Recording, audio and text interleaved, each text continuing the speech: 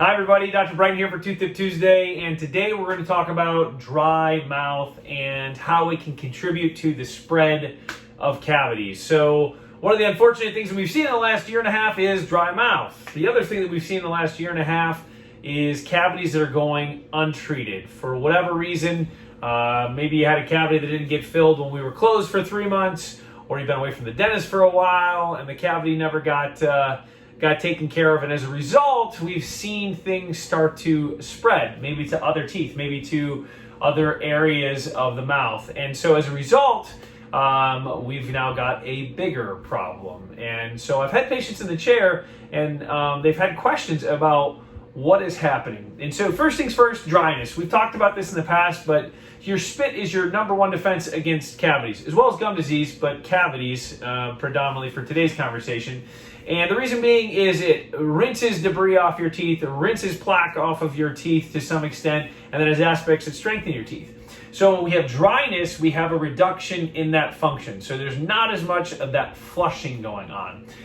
You put that in a scenario where you have untreated cavities, and that bacteria that has started to form a cavity in one tooth is not being as controlled. So your spit's not there flushing it away. And so it can kind of take grip a little bit better and get a foothold and start to do more and more damage.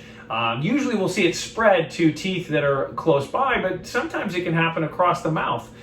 Because believe it or not, on the other flip side, your spit can actually transfer that to the other sides of the mouth. And if you've got an area that's really compromised, as that spit is flushing the bacteria that cause cavities away, it can actually take hold and grab hold on another part of the mouth.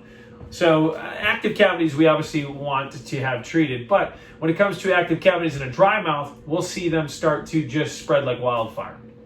And so that's something that we've seen a little bit more of here in the last couple of years. But with that, the patients will then ask, what do I need to do?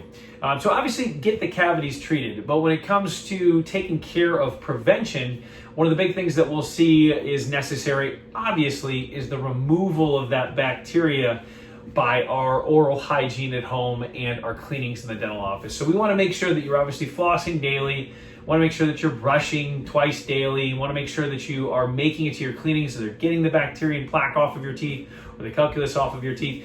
And then from there, lots of fluoride.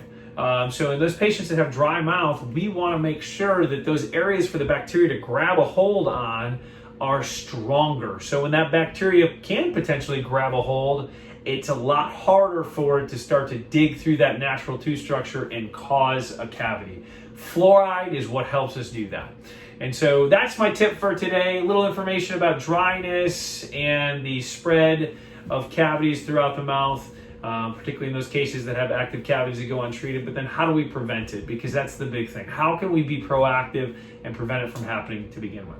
So that's my tip for you. So I hope you find it helpful. Hope that information is helpful for you. If you have questions about that, like I said, I've been a number of you that have asked about that. If you have more questions, feel free to reach out. If you think these can be helpful for someone, please pass it along to them. But I hope you have a great rest of your Tuesday. I hope you have a great rest of your week. Thanks for tuning in.